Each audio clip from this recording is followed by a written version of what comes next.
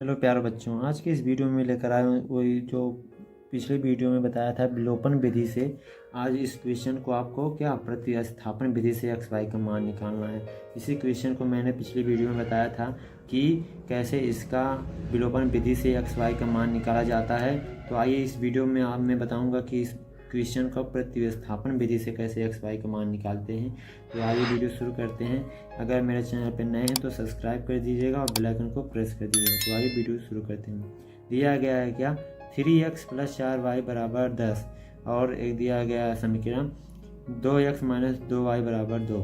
तो इसका x Y का मान निकालिए, वो भी क्या प्रतिस्थापन विधि के द्वारा। तो प्रतिस्थापन विधि आप जानते होंगे क्या होता है कि हमें डायरेक्ट x को एक तरफ कर देना है जिसका मान निकालना हो और उसे एक तरफ करना है। सबसे पहले हम क्या करते हैं कि जो दिया गया है समीकरण, इसे समीकरण 1 और समीकरण 2 मानते हैं। तो क्या लिखेंगे हम, जैसे दिया गया है 3x + 4y = 10। इसे हम समीकरण नंबर 1 मानेंगे, समीकरण नंबर 1। और जो दूसरा दिया गया इसे भी सेम हम लिखेंगे 2x - 2y = 2। इसे हम समीकरण कितना मानेंगे, समीकरण नंबर इसे हम 2 मान लेंगे। और सिंपल सा इसे हम सॉल्व करने के लिए क्या करेंगे, जैसे दिया गया है इसमें कहा गया है कि प्रतिस्थापन, यानी हमें एक को प्रतिस्थापन मतलब अलग कर देंगे, x को एक तरफ कर देंगे। अगर y का मान निकालना तो y को एक तरफ कर देंगे। तो हम सबसे पहले चलिए निकालते हैं x का मान। x का मान निकालने के लिए हमें x को एक तरफ करना, y को दूसरी तरफ भेज देना। यानी हमें क्या करना पड़ेगा, जैसे दिया गया है 3x + 4y = 10 दिया गया। अगर हमें x का मान निकालना हो तो x को इधर रहेंगे और y को इस तरफ हम भेज देंगे। तो सिंपल सा ऐसे लिखेंगे, जैसे दिया गया है 3x, डायरेक्ट हम लिखेंगे बराबर, यानी इसे हम y को इस तरफ ट्रांसफ़र करेंगे। जैसे यहाँ दिया गया 10, इसे लिख लेंगे। अगर ये प्लस में है, कोई भी अगर वैल्यू यहाँ पर इस साइड प्लस में रहती है तो इस साइड आती है तो माइनस में हो जाती है। अगर इस साइड प्लस रहेगी, इस साइड आएगी तो माइनस हो जाएगी। तो हम सिंपल से देख रहे हैं, यहाँ पर प्लस है तो इस साइड आएगी क्या होगा, -4y। और हमें कितना x का मान निकालना है। तो x का मान निकालने के लिए जो जिसका गुणांक होता है, यानी जिसमें गुणा होता है इसके, अगर इसके भाग हो जाता है, यानी जैसे हम कह सकते हैं x = 10 - 4y, और ये गुणा में है तो इस साइड आएगा तो भाग में हो जाएगा, यानी 3। ये चीज़ हमें x का वैल्यू नहीं निकला है, इसका वैल्यू केवल अभी, क्योंकि इसमें न्यूमेरिकल नहीं मतलब इसमें अभी अलजेब्रा यानी y है, इसीलिए हमें x का मान नहीं मान सकते। इसे आगे हम बताएंगे कैसे x का मान निकालेंगे। चलिए, तो बच्चों देख रहे हैं कि आप मतलब प्रतिस्थापन विधि के द्वारा हमें x का मान इतना निकला है 10 - 4y/3।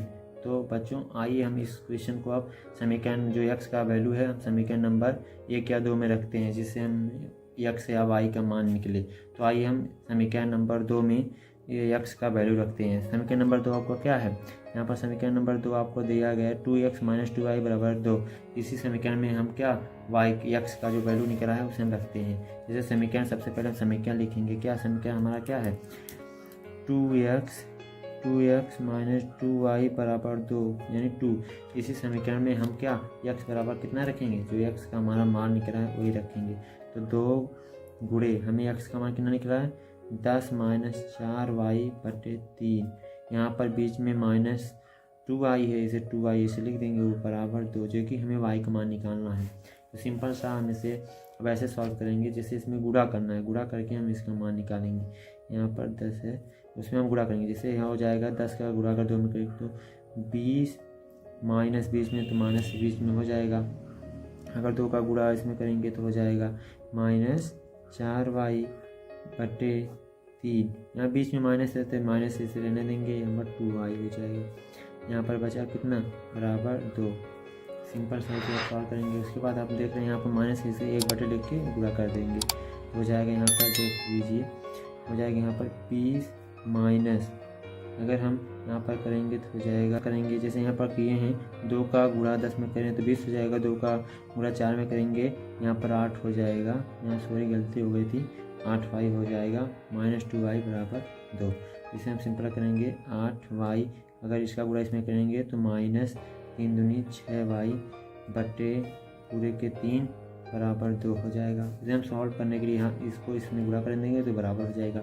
इसे यहाँ पर दिया गया 20 - 8y माइनस 6y बराबर 3 का गुणा 2 हो जाएगा, यानी 3 दूनी 6 हो जाएगा। आप सिंपल से यहाँ देख रहे हैं घट जाएगा जुड़ जाएगा, जैसे भी करना है आपको यहाँ पर सिंपल सा दिख रहा है। जैसे दिख रहा है यहाँ पर माइनस 8y माइनस 6y, आप जानते हैं कि माइनस 14y हो जाएगा बराबर, अगर 6 इधर का साइड कर देते हैं, उसके बाद अगर ये प्लस है तो इस साइड आएगा तो माइनस हो जाएगा, मैं आपको पहले ही बता चुका हूँ।